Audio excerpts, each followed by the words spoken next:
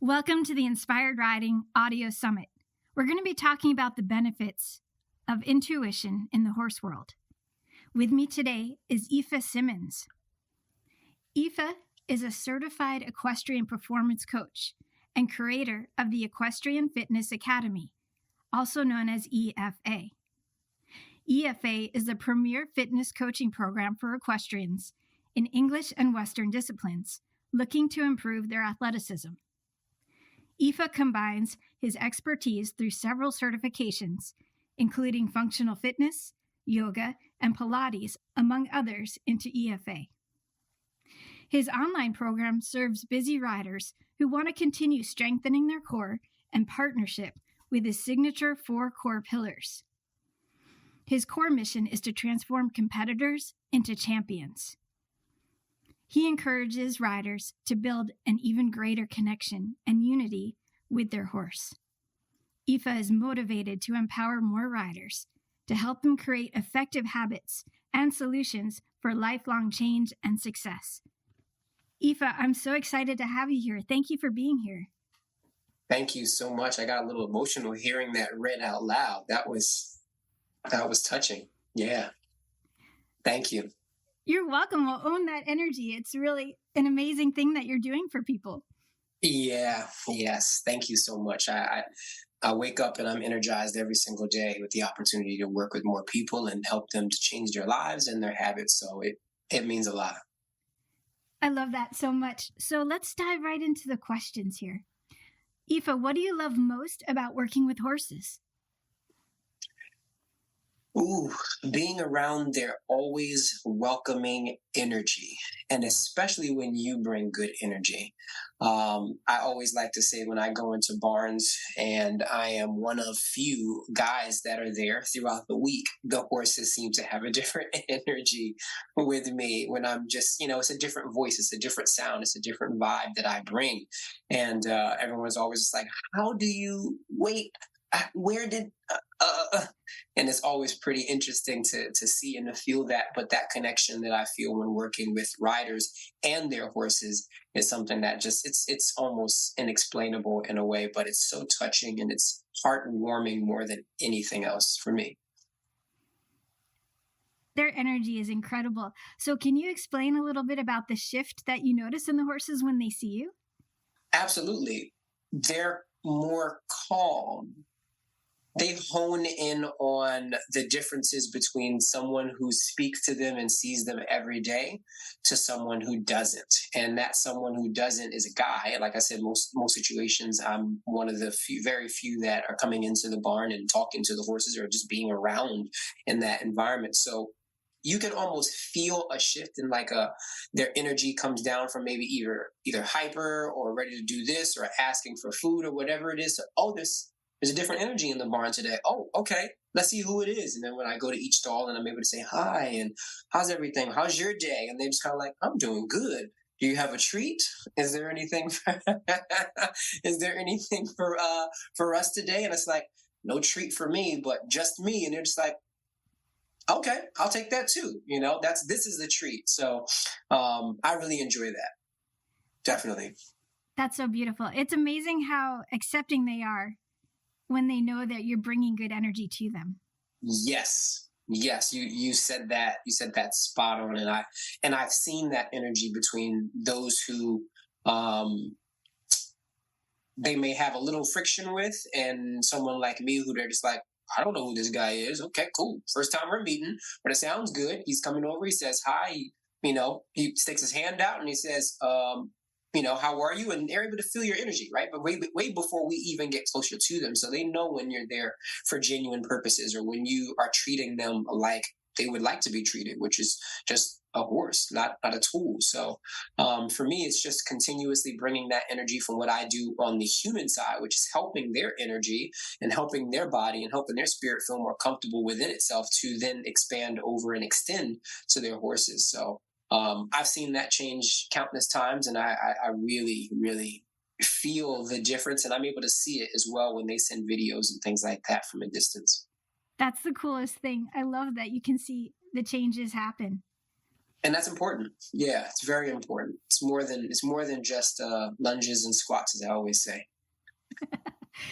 Yes, it's very holistic that way. So cool. And this is another reason why I wanted to have you on here.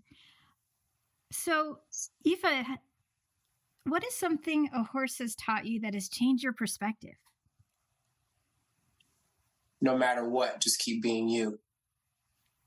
No matter what, just keep being you. As I think one of the quotes someone famous said, a horse is always a horse, but a rider is a human first. So we have to remember that we are not equestrians first, we're humans first.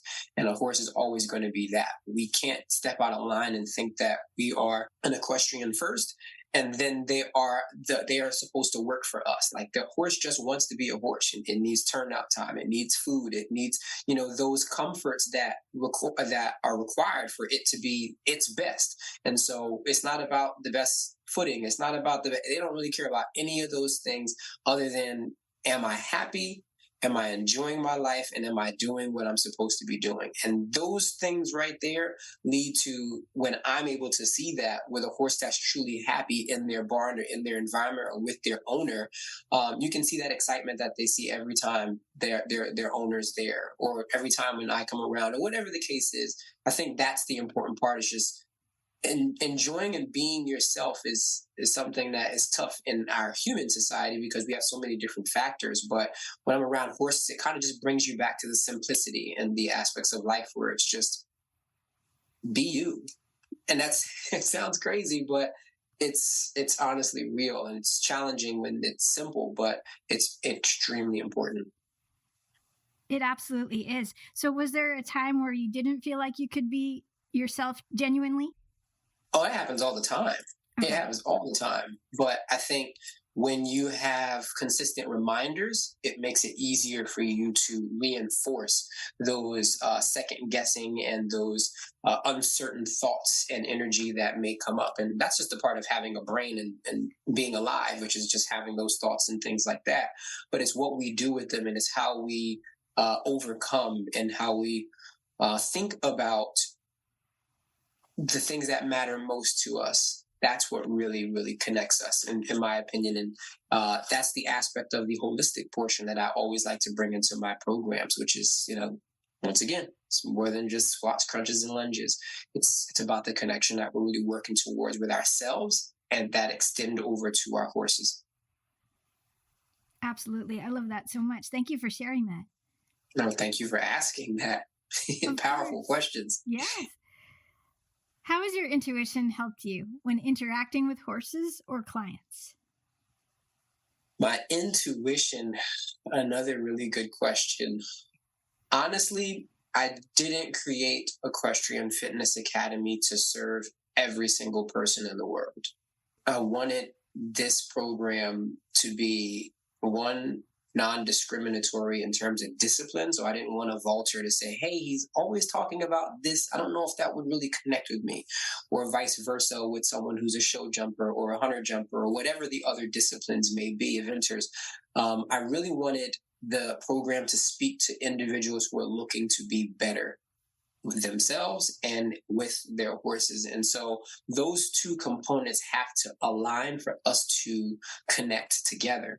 And what I often find, and what typically people who contact me and say, hey, I'm ready to do this, or I'm ready to take my journey in my own hands, that's where the intuition myself goes, yeah, I can see how this client really wants to make a change. I can see how this would be a good fit for us. And I can see how they will listen to and adopt some of the changes that are going to be orthodox, that they'll want to make that adjustment. And I always say this as well, which is habits. And habits are what lead us to getting things done continuously and consistently. And if we can do those small habits that might seem trivial at first, they'll see by month 3, by month 6, by month 9, and in the year, just how much change and adjustments that they have made that they're continuously doing. And one would be a good example of just spending time with your horse, either in the stall or outside of the stall. You don't do anything, but just spend time with them. It could be, you two can be sitting, you could be standing, but no phone while you're there. You can sit and look around at each other. You can be out in the field. It doesn't matter. But that's one of the things that I always ask my clients to do, because the horse just wants to know that you're there because you care, not because you just want to tack up and ride. And so that's the intuition that I'm also looking for. And I mentioned that early so people can kind of go, what? Yeah, I don't know if I'm willing to do that. And then I kind of go, okay, well, we're not ready right now in your journey. There's no limit to what and how you have to spend time with your horse, but just spending that quality time is required, because, as I've said many a times, it's more than just fitness. So it sounds like you use it very much like a filter to tune in to whether this person really has their heart in the right place for everything you're asking them to do, right? Absolutely. Yep. It's to grow our industry so the horses feel more comfortable and better with us as a whole. And, they just want to be horses. That's it. That just gave me chills. I love it. Thank you. Yeah. Yep. So Ifa, has your intuition ever surprised you in life? And if so, can you share a story about that? Has my intuition ever surprised me in life? I say yes, it has, but I'm having a tough time remembering a specific situation or when it gave me that sort of why or how is this happening. I think, for one, every barn isn't for everybody. The energy and the vibe and the aura of the barn, every barn is not going to be the same. And so when I do feel that warm or comfortable or love type of feeling when I go into, or when I'm traveling, or whatever the case is, there's definitely a difference, from like a barn that just feels cold to a barn that feels like, okay, here's what we do for our horses, not here's what we do to our horses. And that I can definitely feel the differences there. But they're not always my clients every time. So, there might be someone touring me around, or I'm in the area, or someone says, hey, come on by. So to answer that question in an interesting way, the answer is yes, but I don't have a complete story for that. That's okay. So would it be accurate to say that it surprises you by how quickly you can tell? Definitely. But I work on being in tune with myself first, because that's the example that we need, right? If you're going to teach other people of that, you have to continue to work on that yourself. I don't need to be a guru, but I also need to know some of the feelings and energy and scenarios where that might manifest itself. That's so wise, for sure. I love it. Thank you. You're welcome. So do you have a transformation story that occurred as a direct result of you trusting your intuition, either with yourself, a horse, or another human you were helping? Yeah, it's going to sound crazy, but it was with a client, non-equestrian, years ago, an older gentleman named Paul, senior client that I worked with. And he, if anyone has ever been around a Marine, they know that they're a different breed. And they do not interact with the world and see it the same way that we all do. But in my early 20s, this is years ago now, he and I had a chance to talk about a lot of different things. And as young people, we tend to think about something as if it's a long ways away, or also as if we'll be doing the same thing we're doing now for the rest of our life. And what I was taught through him in his life was he was technically a lifer in the Marines, spent something like 30 years in, and then had 2 or 3 different careers after that. And I thought that was an amazing transformational story for me that spoke to my heart, because it was so different than what I thought. I thought, okay, I'm doing fitness. This is what I'm going to do for the rest of my life. And he says, young man, don't be surprised if you find yourself doing something else in 20 or 30 years. And I didn't believe him until he actually started sharing me other stories of how many other different things. He had a successful restaurant for another 20 to 25 years. So we're starting to add these years up, and he's in his 80s then. He's been over 90 now, and then moved out to New Jersey and started helping to take care of his granddaughter. And that's probably another 15, 20 years. So and there's so many different things in between that. But the whole purpose of that story is it's okay to continue to transform your life and what you do as well. We're often taught that once you pick something, you have to stay with something, i.e., college, i.e., career, i.e., job, i.e., family, all of those different things. And we're more of a fluid society than we actually want to hold on to. And so learning that at a young age gave me the idea to say, okay, this is where I am now. And who knows where it'll be in another 10, 5, 2 years, or even less. And COVID taught me a lot of that. That also led to my intuition and saying, I love working with people and horses. I love being around this. I always have. And now since we're in this lockdown, this is the time frame where I'm going to make sure that I'll never do something that I don't find myself happy to wake up to and passionate about every single day. So that is what I feel is a portion of what taught me exactly how to do what I'm doing right now, which is living in your passion and living in your truth. Absolutely gorgeous. I love that story. Thank you for sharing that. Thank you. No, thank you to Paul. Thank you to the Marine clients, because if you can't listen to them, then I don't know who you can listen to, because they've been through it all. Absolutely. And we're so grateful for them. Absolutely. Our service, they do a lot more than we will ever know. Ifa, what lights you up and inspires you immensely in the horse world? The opportunity to really, truly make change. I'm not here because it's cool and fun and normal, or becoming normalized now to include fitness and wellness and health within the equestrian space. I've been in this space before that was a commonality. And so people are just finding out about me now due to exactly what I just said, of learning, do that intuition and that transformation, and understanding that we were meant to follow our passions and make those things work.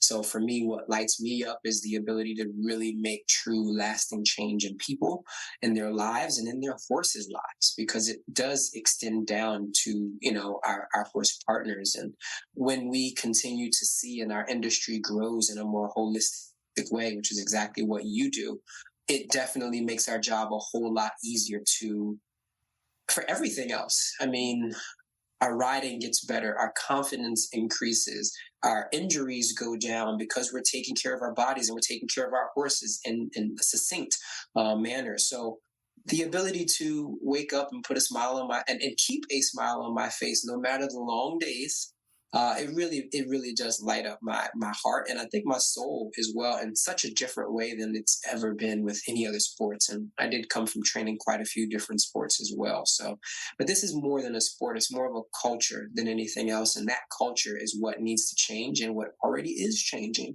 And I look forward to continuously being a major part of that for the long haul. I'm so happy you're part of this change, and you're very inspiring to me always. Thank you. Yeah. I can happily smile on that one. Love it. So, Ifa, what do you wish everyone would do when it comes to their horse time? Ooh, I'm trying to figure out a way to say it in the simplest of ways. What do I wish everyone would do when it came to their horse time? Be present. Be present.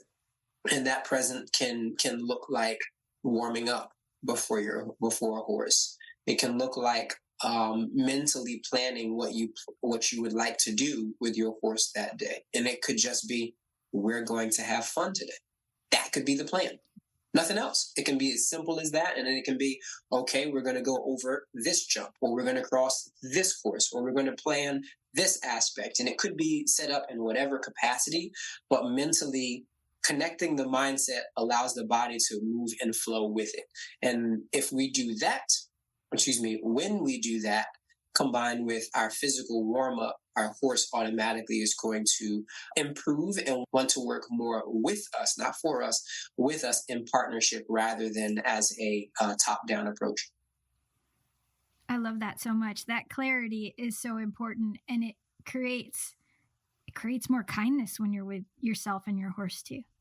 It does. It's enjoyable. Most people are in this industry because it does actually bring them some sort of joy. And then there are other aspects of it that kind of steal that joy from people, and it takes away from the aspect that they initially got into it for. But most people who are from the outside don't just go, ooh, horses, great business opportunity, I'm going to go with that. It's not the typical way. It's not the typical way it goes, but they do exist, but that's not our norm. And so, since the majority of us come from a love aspect, it's important for us to see that love in our community, in our barn, and around us when we go to shows and events and different things, because we can really feel that visceral. It's a visceral feeling that we can feel. So keeping that in at the forefront of our mind and our heart is really going to be the biggest deciding factors. Definitely. Thank you for that. What's one piece of advice you'd give your younger self for encouragement? For life or in the horse industry? Either or both, whatever you like. Ooh, she's like open-ended. Let's see. If being completely honest, I would say I would have loved to jump into the wellness space for equestrians earlier on my own. Once I found out that it wasn't something that the studio that I was working at the time wanted to continue to push and move in the capacity that I knew that this could go, that should have been the opportunity where I said, okay, I see the opportunity. I love this. I'm passionate about it. This is what I'm going to do. Instead of waiting 5-6 years later for a pandemic to teach me that this is what I want to do full time. So I would say follow your passions wholeheartedly and be specific about how you plan to make that work for your life.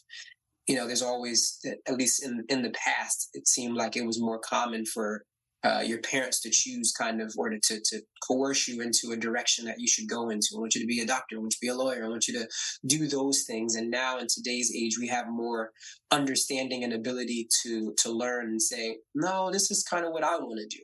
And for me, it's following that passion rather than listening to, well, you can't make any money with an art degree. You can't make any money with this. It's just like, no, I can. It just depends on my determination level and my ability to network and my ability to do a couple of different other tangible aspects and intangible as well.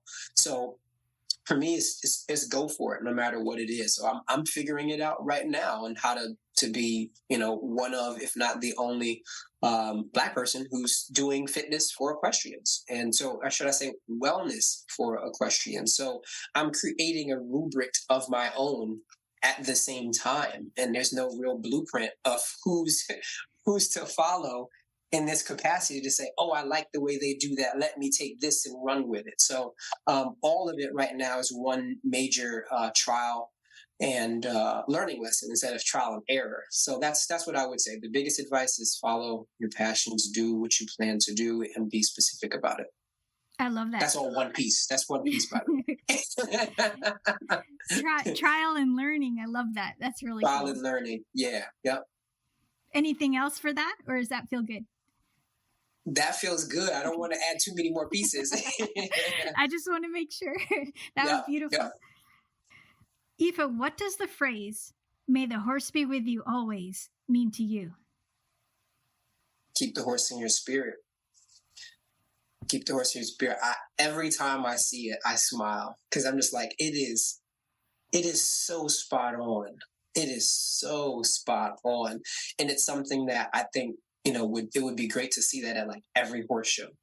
May the horse be with you always, because not only are we there due to horses, but we love it because of horses. And then they do so much for us that it's one big symbiotic relationship. So keeping the simplicity of what they want and what we need together is what that means to me. May the horse be with you always. Ooh, that's one of my favorite answers. Thank you, Ifa. I have to go back and find a video of you explaining what that means to you, but I won't put you on the spot today.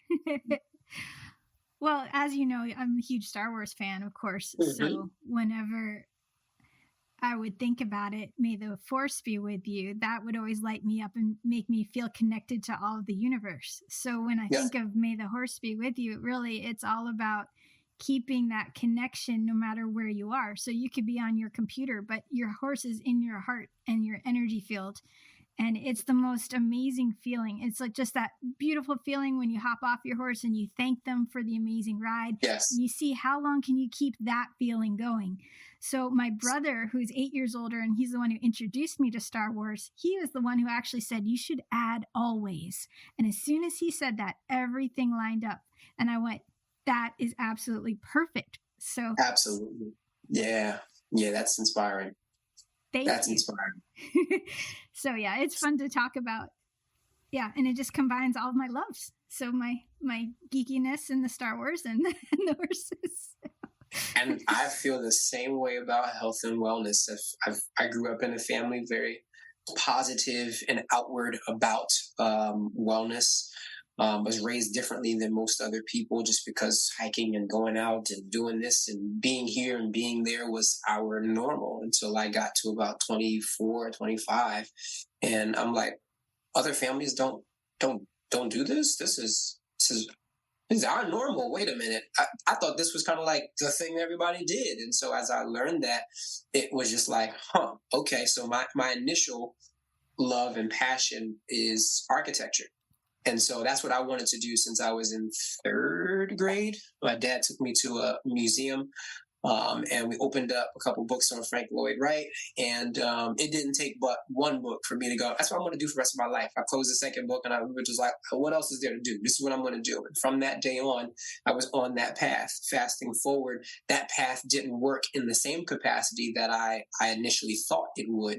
So health and wellness was always there as well. So I transformed that and went into this direction here, which you now see me in, which did not include horses as my full-time job at the time, but I knew I wanted to be somewhere in health and wellness. So continuing along, what someone said to me, years later, I said, have you ever thought that you still are an architect? An architect of the body, an architect of the mind, an architect of how people really interact with other structures and things. And I said, interesting, very interesting. So another reason why we have pillars in my program is exactly that. It's a stable piece of something, and that just works perfectly with a horse, because a horse with 3 legs is nowhere near as stable as a horse with 4. And so that works the same way with us when we're going through each and every S in the process, which is, we can't go out of order. We can't go build on top with no actual foundation. And our foundation has to bare minimum be 4 of a strong surface, a strong structure, before we can continue to add upon that. So that's how I combine architecture, horses, and love of health and wellness to be together, similar to what you just said with may the horse be with you always. I love that so much. And as you were saying that, I was literally thinking the same thing. And I pictured you creating blueprints for people, and then also seeing the bridges connecting the human to their horse. Ooh, okay. All right. You're really trying to get me emotional today. All right. Beth is really, okay. Yes. Wow. Wow. So yeah, you're in it. You're in it, man. I have to copy that one down. Yeah. Well, you can't see me, people, but this is blushing. I love it. Oh my gosh, Ifa, this has been fantastic. Is there anything else you'd like to share that I did not ask you? Yes. As I've mentioned a couple times today, prioritizing yourself doesn't have to come in an extreme fashion. Keep it simple. There's going to be, during COVID, I guess you could call it a podcast or a show called Self-Care Sundays with my best friend, Fred. And it was a time where people obviously were kind of going through a whole lot. And the goal of it was to give people an outlet to share how we are more alike than we actually think, and how we're going through so much more than we actually think. And I cannot tell you how many people have thanked us then and continue to years later on us doing that show, if we can call it that. But I want to share that that is coming back for the equestrian space, and that'll be done right now to start on Instagram. So a couple more weeks from now, that'll get relaunched on that platform, where you'll be able to understand and reflect and to ask questions and to answer questions in an interactive way, where people are just starting to take themselves into account. In our industry, it's not common. The horse is always first, and as the quote I mentioned earlier, we're humans first and equestrian second, and the horse is always going to be the horse. So it's important for us to add ourselves into the matrix, not to put us all the way at the top, because obviously the horse is extremely important and needs us, but we can't neglect ourselves in the same case. And so that is one way I want to say the Self-Care Sundays is going to be coming back for the equestrian space. And I want everyone to just think about, what can you do now, or where are you now in your riding journey? What would you like to improve upon? And really start to think about that themselves. And that would definitely help for people to go, okay, I could be better here. This is what I need to do, or I could be better there. And so reach out with any questions that they may have. That's easy and free. That is absolutely fantastic. Thank you for telling us about that, and I'll be sure to share the info about it. Thank you. Yeah. I'm excited about it because it brought us a lot. And I've connected with and become so much closer with friends I had no idea were going through that much during that time, that it really, really means a lot to it. So I know that in our, equestrian space, that there's a lot of room for that as well. And this is it's going to be fun. So I'm always going to bring the laugh, always going to be there, but it's also going to incorporate some opportunities for us to really give ourselves some time to think and to spend 10, 5, 15, 20 minutes with ourselves, no matter where that is. Sundays could be the day you go to the barn and just hang out with your horse and just, don't do anything but just hang out. That could be that day. We'll see, but that depends on what people's schedules are going to be like. Oh, all of this is so important. It is. It's holistic. It's all about holistic. It's one large Venn diagram, and we have to figure out how to connect and interconnect those things. Totally. Well, Ifa, I could talk to you for another 3 hours, but I really appreciate your time and all your gorgeous insights. So thank you again for being here. Thank you. I appreciate it. Thank you for the opportunity again, as always, and I look forward to more connections. You're welcome. Same here. And may the horse be with you always. Always.